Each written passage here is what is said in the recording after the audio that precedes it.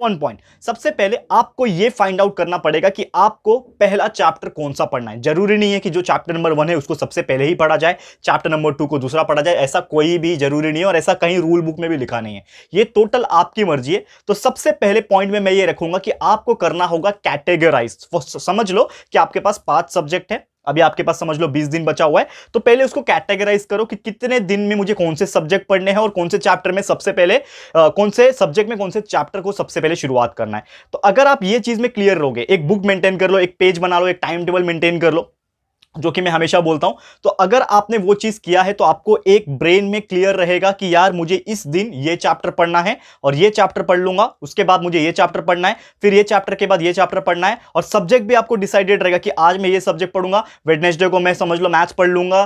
Thursday को मैं science पढ़ लूंगा, उसके नेक्स्ट दिन मैं एसएसटी पढ़ लूंगा। तो ऐसे जब कैटेगराइज रहेगा तो आपका जो माइंड है वो क्लियर रहेगा, आपको कोई भी कंफ्यूजन नहीं होगा। क्योंकि मोस्ट ऑफ द टाइम होता यह है कि बहुत सारे बच्चे जो है कंफ्यूज होते हैं, आज क्या पढ़ूं, मैथ्स पढ़ना चाहिए, कल क्या पढ़ूं, साइंस पढ़ना चाहिए, एंड वो कभी डिसाइड ही नहीं कर पाते, इसीलिए वो कभी शुरुआत भी नहीं कर पाते और उनको हमेशा चैप्टर जो है वो हार्ड लगता है क्योंकि वो कभी डिसाइड नहीं कर पाते। ये था पहला पॉइंट। दूसरा पॉइंट मैं रखूंगा दोस्तों, अब आपको स्टार्ट कैसे करना है। एक बार आपने डिसाइड कर लिया कि आज मेरे को साइंस पढ़ना है, मैथ्स पढ़ना है, सब्जेक्ट कौन सा पढ़ना है या फिर चैप्टर कौन सा पढ़ना है, एक बार डिसाइड कर लिया तो start reading your text book. सबसे पहले आपको कुछ नहीं करना है, आपका जो टेक्स्ट बुक होता है दोस्तों, चाहे मैथ्स हो, चाहे साइंस हो, सोशल स्टडी हो, उसको एक बार देखो। क्योंकि देखने से क्या होगा, आपको अवेयरनेस आएगी, यार ये चैप्टर है, समझ लो कोई चैप्टर है जिसका नाम है माइक्रो ऑर्गेनिजम्स, साइंस की बात कर रहा हूं मैं, माइक्रो ऑर्गेनिजम्स नाम है। तो माइक्रो ऑर्गेनिज्म वो चैप्टर के अंदर है क्या क्या, पॉइंट कौन कौन से टॉपिक है, कौन कौन से चीजें हैं, वहां पे आपको पता चलेगा। तो जब उसको एक बार आप रीड करोगे, मैं रट्टा लगाने नहीं बोल रहा हूं, मैं आपको जस्ट कैजुअली रीड करने बोल रहा हूं, क्योंकि जब उसको आप रीड करोगे तो आपका ब्रेन एक बार उसको देखेगा,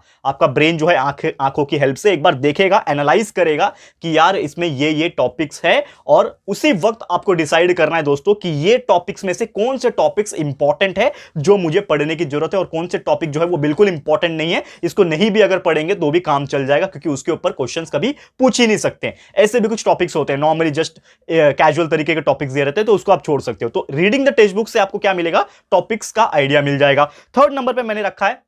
कि आपको एक बार टेक्स्ट बुक रीड कर लिया, आपने टॉपिक डिसाइड कर लिया कि क्या क्या टॉपिक्स पढ़ने, उसके बाद आप उस चैप्टर के ऊपर जो भी वीडियोस है वो देख सकते हो। सबसे बेस्ट एग्जांपल कि हमने हमारे जो सेकंड चैनल है, आई मीन टू हमारा फर्स्ट चैनल वही है JR ट्यूटोरियल्स, जिसपे हम 7th स्टैंडर्ड से लेकर 11th स्टैंडर्ड तक अब तक हमने टोटल 100% सिलेबस कंप्लीट कर दिया है। आप जाके देख सकते हो, जो भी सब्जेक्ट के वीडियोस आपको चाहिए वहां पे अवेलेबल है, तो आप वहां पे जाके वीडियोस देख सकते हो। तो मैं ऐसा नहीं बोलूंगा कि सिर्फ आप हमारा ही वीडियोस देखो, आपको जहां से भी वीडियोस देखना पसंद है या फिर जहां से भी पढ़ना पसंद है आप उसको जाके पढ़ो। तो जैसे मैंने बोला कि सबसे पहले आप एनालाइज कर लोगे, उसके बाद आपको देखना होगा वीडियोस, क्योंकि जब आप वीडियोस देख लोगे तो आपको उसके अंदर का जो कॉन्सेप्चुअल नॉलेज होगा, और जो मैं हमेशा बोलता हूं कि कॉन्सेप्चुअल नॉलेज क्लियर करना सबसे ज्यादा इंपॉर्टेंट है, क्योंकि उसके टॉपिक के गहराई में जो उतर गए आप एक बार, तो आपको उसको लर्न करना काफी ईजी हो जाएगा। अगर आपको पता ही नहीं है कि माइक्रो ऑर्गेनिज्म क्या होता है, मेंडल का एक्सपेरिमेंट क्या होता है, dihybrid cross, monohybrid cross क्या होता है, ये पता ही नहीं है, तो आप कितना भी उसको लर्न कर लो, बाद में तो लर्न करना ही है ना, रट्टा लगाना ही है, तो कितना भी लर्न कर लो आपके यहां पे घुसेगा नहीं।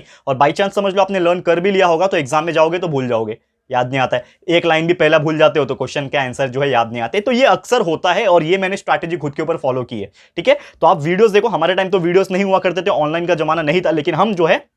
हम क्लास में या फिर जो भी हमारा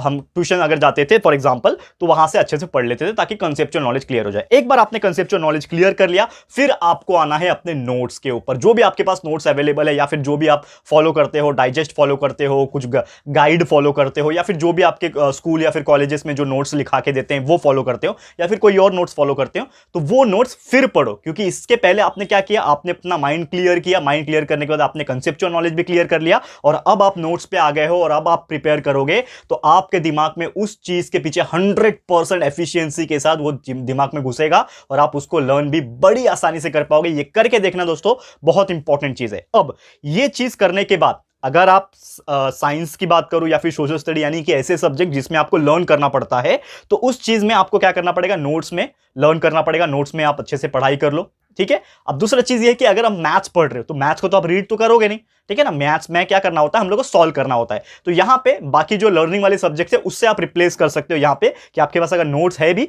तो उसके क्वेश्चंस निकालो और उसको सॉल्व करो। जितना ज्यादा आप प्रैक्टिस करोगे उसके क्वेश्चंस, उतना ज्यादा आपके लिए अच्छा रहेगा। तो ये दोनों तरीके से बता दिया, लर्निंग वाले सब्जेक्ट अलग, उसके लिए आपको क्या करना है, और मैथ्स के सब्जेक्ट्स अगर होते हैं तो आपको किस तरह उसको प्रैक्टिस करना है, क्योंकि प्रैक्टिस जितना ज्यादा करोगे उतना आपके लिए अच्छा होगा। नेक्स्ट पॉइंट यहां पे जो मैंने रखा है, एक बार ये सभी चीज क्लियर हो जाएगा तो आपका एक माइंड मैप